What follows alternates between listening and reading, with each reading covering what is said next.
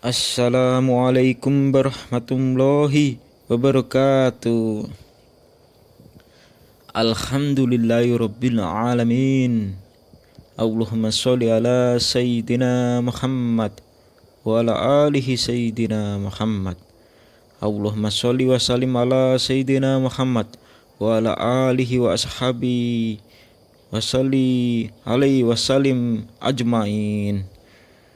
Kama sholaita ala sayyidina Ibrahim wa ala alihi sayyidina Ibrahim fil alamina innaka hamidum majid. Allahumma sholli ala Muhammadin nabiyil ummi wa ala alihi wasallim taslima.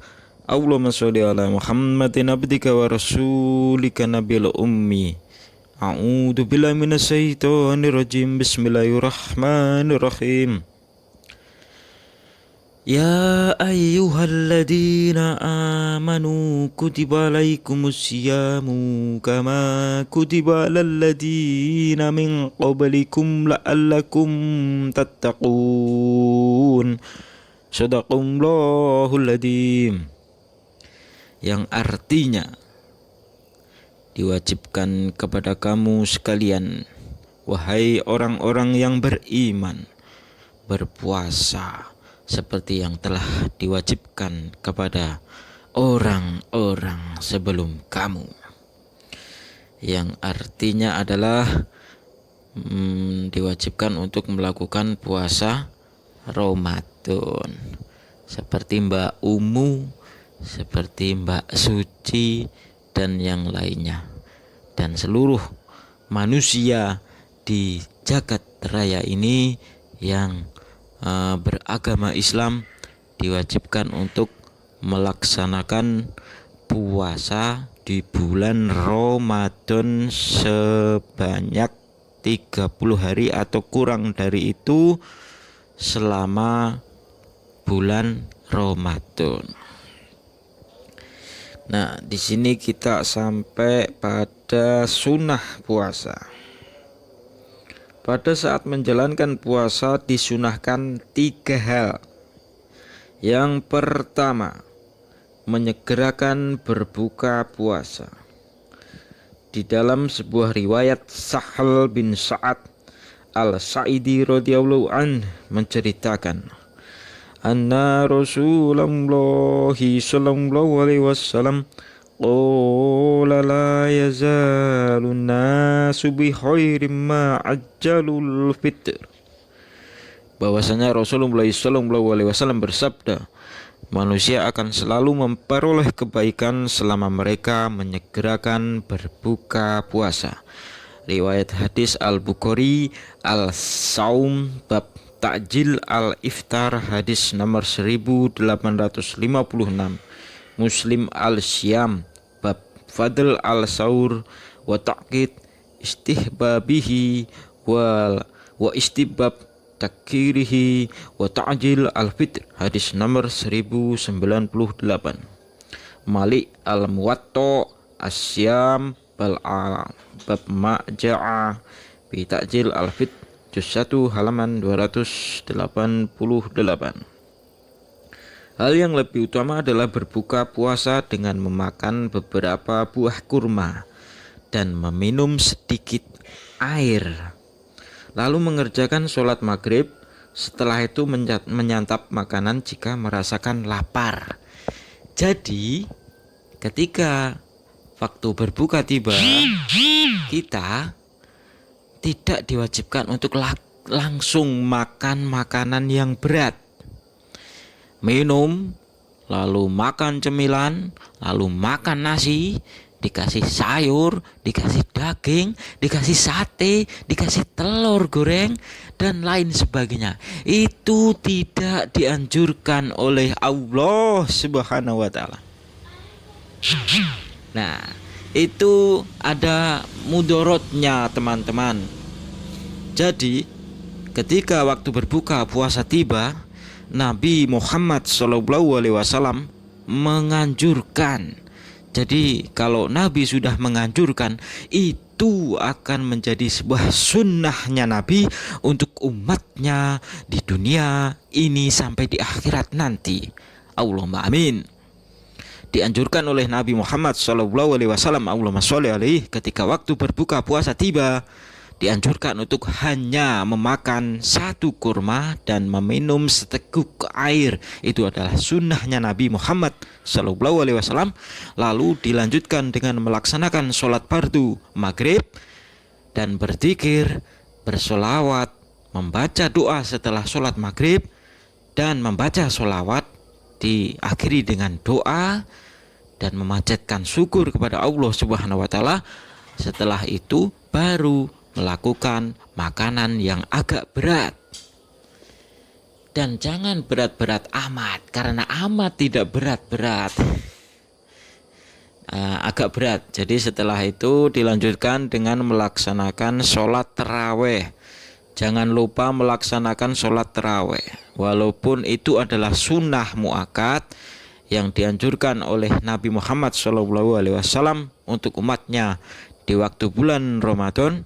Walaupun itu adalah sunnah muakkad, jangan sampai banyak meninggalkannya, kecuali hanya untuk orang-orang yang benar-benar tidak mampu untuk melaksanakan sholat taraweh. Contohnya adalah wanita hamil.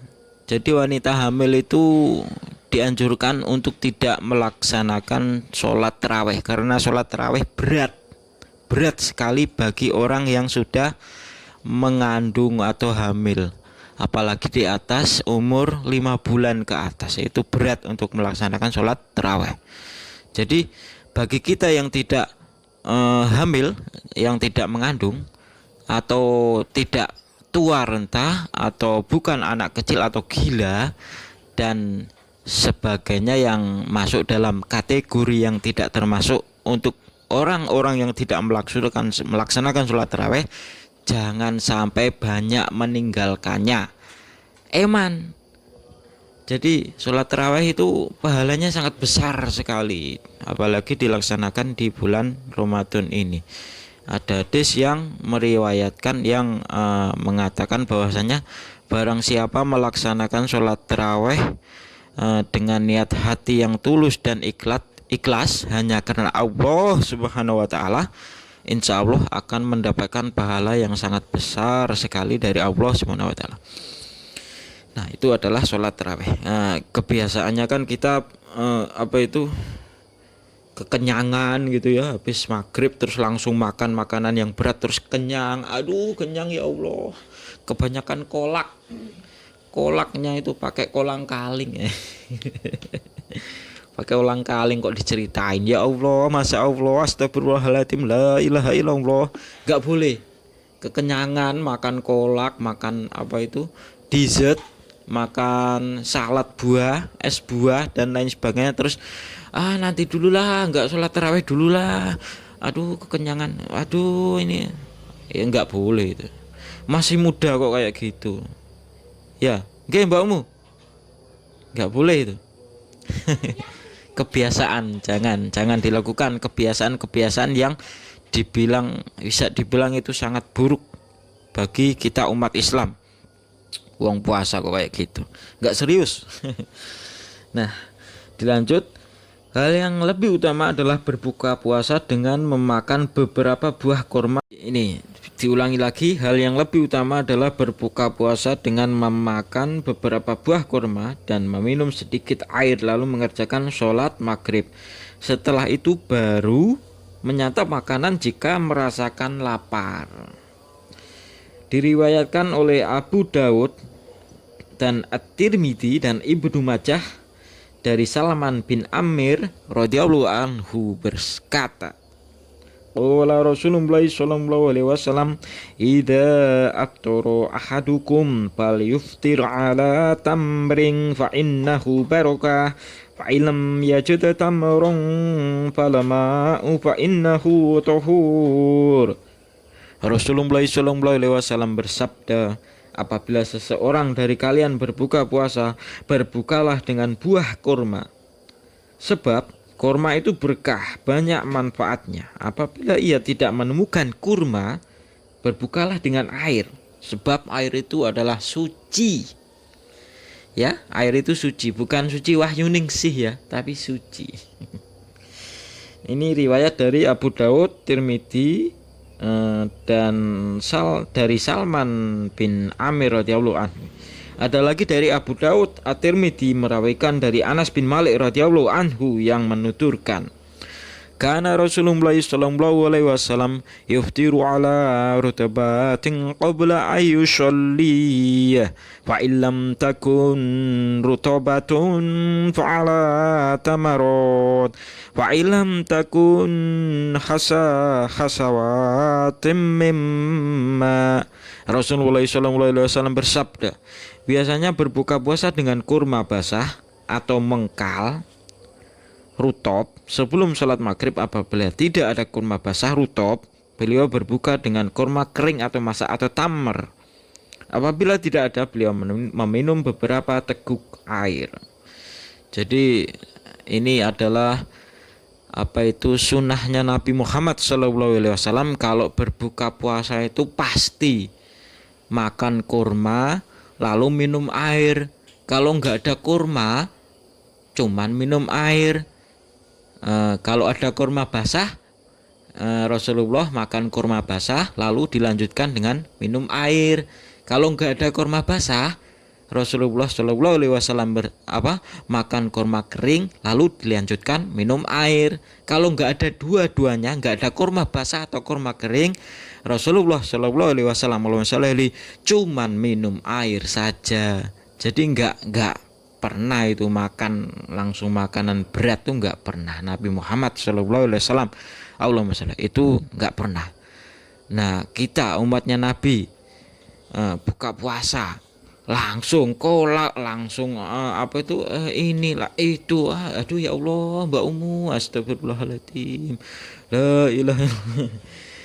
Sunnahnya Nabi kita jarang melaksanakan sunnahnya Nabi itu. Ya kalau bisa insya Allah nanti diusahakan lah ya. Saya pribadi sendiri juga belum bisa, tapi insya Allah kedepannya nanti saya usahakan juga. Allahumma amin. Allahumma sholli ala sayyidina Muhammad. Allahumma sholli. Dan di dalam Musnad Ahmad meriwayatkan hadis berikut, qala Rasulullah sallallahu alaihi wasallam, la tazalu ummati bi khairin ma ajjalul iftara wa akharu suhur. Rasulullah sallallahu alaihi wasallam bersabda, umatku senantiasa dalam kebaikan selama mereka menyegerakan berbuka puasa dan mengakhirkan sahur. Jadi 3 hal yang terbaik dari puasa adalah, yang pertama tadi adalah menyegerakan berbuka puasa, yang kedua adalah mengakhirkan santap sahur. Jadi kalau puasa buru-buru berbuka puasa, kalau sahur diakhir-akhirkan. Jadi itu adalah sunnahnya puasa itu. Pas waktu adzan beduk datang, duk duk duk, Allahu Akbar, Allahu Akbar. Adzan maghrib, lalu cepat-cepat minum, terus makan kurma. Itu menyegerakan puasa, menyegerakan berbuka puasa itu namanya. Itu adalah salah satu kebaikan puasa. Terus pada waktu sahur kita berlama-lama dalam melaksanakan santap sahurnya, itu berlama-lama, dan kalau bisa kurang dari setengah menit dari adzan subuh, kurang setengah menit kita masih makan kita masih minum. Itu kalau bisa. Kalau nggak bisa ya jangan dilakukan, nanti takut batal pas masuk adzan subuh terus kita masih makan, batal, nggak jadi puasa. Kalau bisa itu, kalau bisa nanti insya Allah jadi kebaikannya 3 hal, termasuk dalam 3 hal yang sangat disunahkan dalam puasa Ramadan: menyegerakan berbuka puasa dan mengakhirkan sahur. Rasulullah Shallallahu Alaihi Wasallam bersabda itu, Rasulullah Sallallahu alaihi wasallam qala, inna ma'syaral anbiya umirna an nu'akhira suhurana wa nu'ajjila futurana wa an nufsika aymanana ala syama'ilina fi sholatina bahwasanya Rasulullah Shallallahu Alaihi Wasallam bersabda, sesungguhnya kami para nabi diperintahkan untuk mengakhirkan santap sahur, menyegerakan berbuka puasa, dan meneguhkan sumpah janji kami terhadap kualitas moral kami di dalam sholat. Mengakhirkan santap sahur berarti menyelesaikan makan dan minum menjelang fajar terbit. Dan di riwayat lain, Anas bin Malik radhiyallahu anhu menuturkan, An-Nabiyullahi sallallahu alaihi wasallam wa Zaid bin Sabitin tasahhara falamma faragha min sahurihima qama Nabiyullahi sallallahu alaihi wasallam ila sholati wa shalla qulna li'annas kam kana baina farahihima min sahurihima wa dukhulihima bisholah qala qadru ma yaqra'u rajulu khamsina ayah. Nabiullah sallallahu alaihi wasallam bersabda, dan Zaid bin Thabit pernah menyantap sahur bersama ketika keduanya selesai. Nabi sallallahu alaihi wasallam berdiri untuk mengerjakan sholat. Setelah itu beliau sholat. Kami bertanya kepada Anas, berapa lama waktu antara santap sahur selesai dengan salat mereka? Anas menjawab, kira-kira selama orang membaca 50 ayat Al-Quran. Jadi ketika santap sahur sampai sholat subuh didirikan, itu kira-kira loh ya, menurut Nabi Muhammad SAW seperti orang yang membaca Al-Quran sebanyak 50 ayat. Jadi sebanyak 50 ayat orang membaca Al-Quran, itulah waktu kita melakukan santap sahur. Jaraknya tuh kira-kira sebesar sebanyak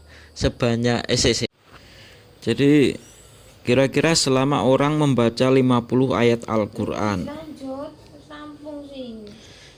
Nah, itu adalah jarak rentang waktu untuk bersantap sahur. Dari ketika sholat subuh, flashback ke belakang selama orang membaca 50 ayat Al-Quran, itu sekitar 1 jaman. Ya, insya Allah sekitar segitu. Jadi biasanya sekarang di zaman sekarang ini pakai jam. Ketika waktu sahur itu datang, orang bangun pakai toa berkuar-kuar gitu, sahur itu pakai toa di masjid, di musola, itu di majelis taklim, sahur, waktunya sahur, bangun itu kira-kira jam 3 itu ya, zaman sekarang ini. Terus ketika waktu imsak akan datang, itu dipakai toa lagi, waktu imsak telah tiba, waktu imsak telah tiba, waktu sahur telah habis, itu kira-kira jam 4:10 ya itu. Terus habis itu imsak sekitar 3 menit 5 menit, terus jam 4:15 baru adzan subuh. Jadi sekitar 1 jam 1/4 ya, itu waktunya sahur. Kalau diprediksikan pada zaman dahulu, zamannya Nabi Muhammad SAW, itu jaraknya antara sekitar orang membaca 50 ayat Al-Quran gitu. Karena dulu nggak ada orang teriak-teriak kuar-kuar di masjid, sahur itu nggak ada.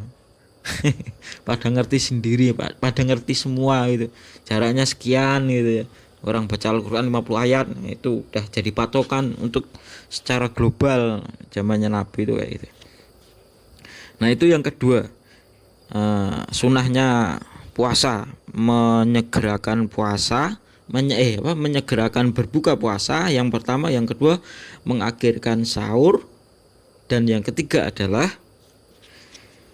pembicaraan kotor ialah yang keji dan batil atau tidak benar. Dengan kata lain, tidak berbicara kotor itu adalah sunahnya puasa. waktu puasa itu cekcok sama orang, terus kita cekcok sama orang gitu ya, terus kita ngomong tuh anci lambe itu nggak boleh, itu nggak dapat sunahnya. Puasanya sih insya Allah dapat pahala, dapat, tapi agak berkurang, masih sah juga puasanya, tapi sunahnya puasa nggak dapat, itu nggak masuk dalam kategori sunahnya puasa. Tidak berkata kotor, tapi kita itu berbicara kotor. Sunahnya puasa yang ketiga adalah tidak berkata atau berbicara kotor, tapi kita melanggar tuh, kita berbicara kotor. Nah itu kita nggak dapat tuh sunahnya Nabi yang sunahnya puasa yang ketiga itu nggak dapat. Betul? Jadi ya dilarang lah, kalau bisa janganlah dihindari berbicara kotor, karena kita nggak akan dapat sunahnya puasa. Lagian juga kita nggak dapat apa-apa, nggak ada ininya juga, apa manfaatnya juga bagi kita. Bahwasanya pembicaraan kotor itu ialah yang keji dan batil, tidak benar, seperti mencaci, menggunjing, menggibah, menfitnah. Aduh ya Allah, astagfirullahaladzim, jauhkanlah kami dari perbuatan seperti itu ya Allah. Allah. Nah itu nggak boleh. Ini biasanya ini orang zaman sekarang ini banyak melakukan apa itu, gosip lah, ngerumpi lah, terus apa itu, ngomong sini ngomong sana lah.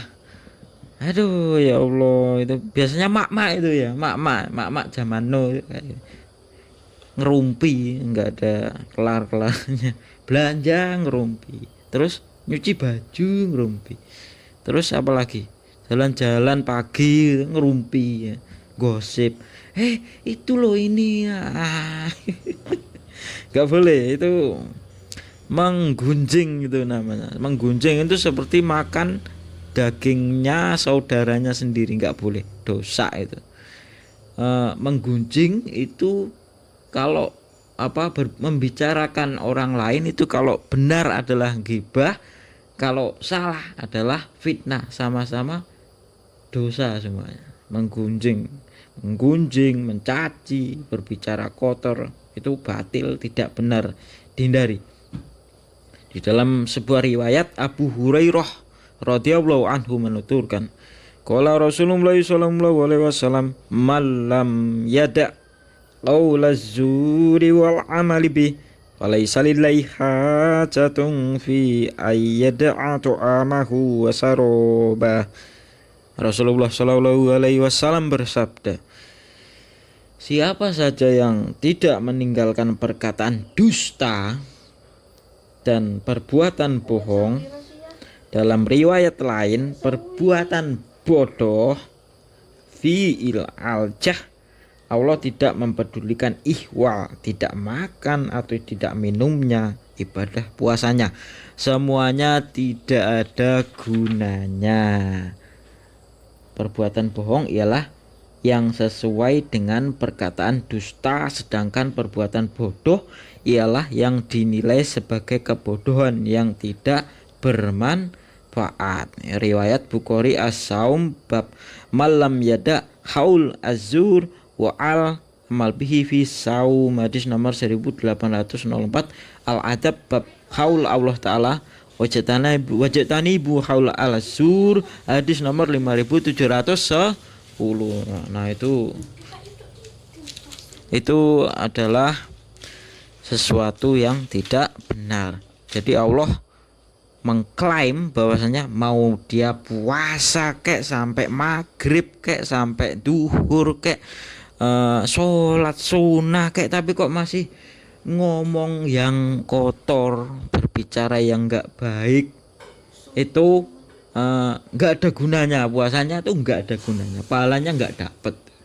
Tuh Allah udah ngomong sama kita, enggak dapat apa-apa itu puasanya, walaupun gak makan, walaupun baca Al-Quran, walaupun sunnah, walaupun sholat sunnah, dikir dan lain sebagainya, tapi kalau masih berbicara dusta, bohong, fitnah, menggunjing, mencaci, berbicara kotor, itu nggak ada gunanya, nggak dapat apa-apa, nggak dapat pahala.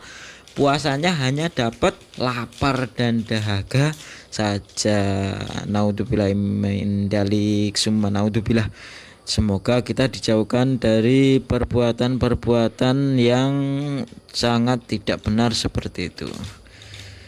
Ya udah, mungkin itu aja yang bisa kita sharing pengajian kali ini. Mudah-mudahan bermanfaat bagi kita semua dunia dan akhirat kelak. Amin ya Allah. Allahumma sholli ala sayyidina Muhammad wa ala ali sayyidina Muhammad. Assalamualaikum warahmatullahi wabarakatuh. Allah.